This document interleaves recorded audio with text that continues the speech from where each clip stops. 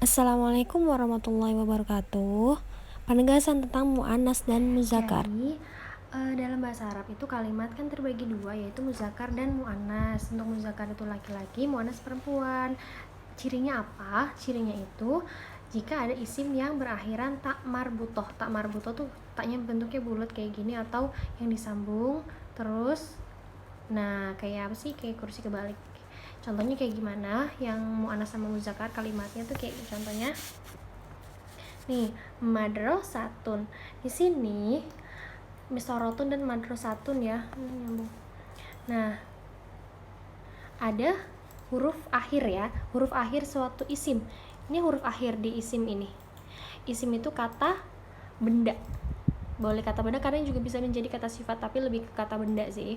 Atau ini kan yang bulat. Nah, ini huruf akhir dari suatu isim. Ini ada 4 ya, mis tulis 4 di sini. Nah, ini adalah huruf akhir dari isim. Kita lihat yang huruf akhirnya tak marbutoh berarti dia itu mu'annas. Contohnya madrasatun. Ini kan huruf akhirnya tak marbutoh. Jadi mistorotun juga tak marbutoh. Jadi kedua ini jenisnya mu'annas.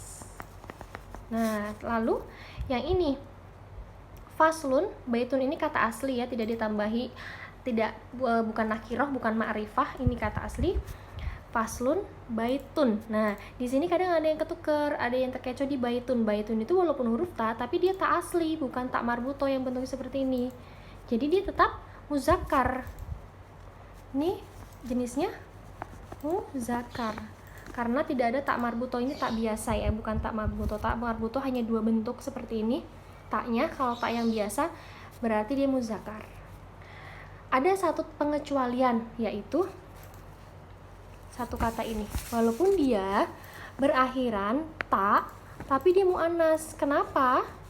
Karena bintun artinya adalah anak perempuan. Anak perempuan sudah pasti jenisnya perempuan. Ini aja pengecualiannya. Selain itu mengikuti jika ada huruf tak marbutoh berarti mu'annas, jika tidak ada berarti muzakkar ya. Untuk yang ada alif lam dan tidak itu nakiro sama ma'rifah.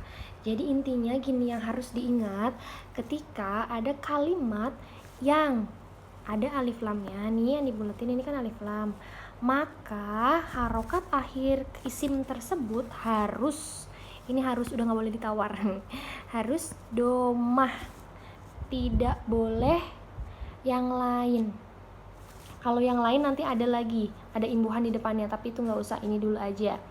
Kalau ada alif lam harus akhirannya domah. Nah, kalau yang tanpa alif lam, di sini kan nggak ada alif lam, harus berakhiran dengan domah tain ya, domah tain. Semua kalimat.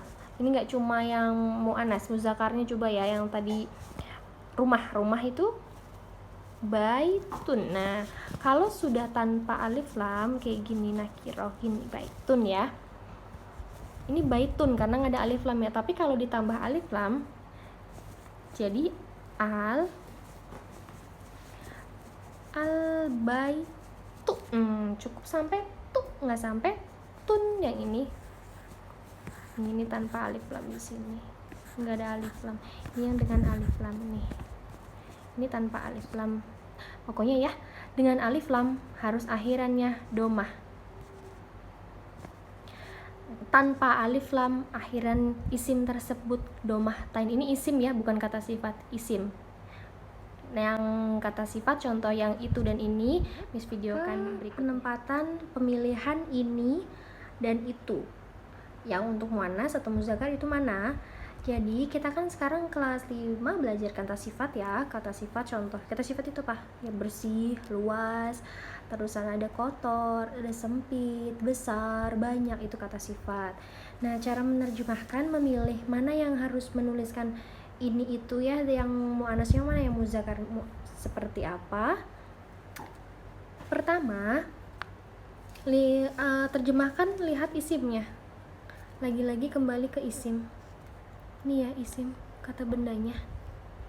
Kita tulis dulu, kita terjemahkan dulu. Terjemahkan satu persatu di sini aja ya. Sekolah. Sekolah tadi apa?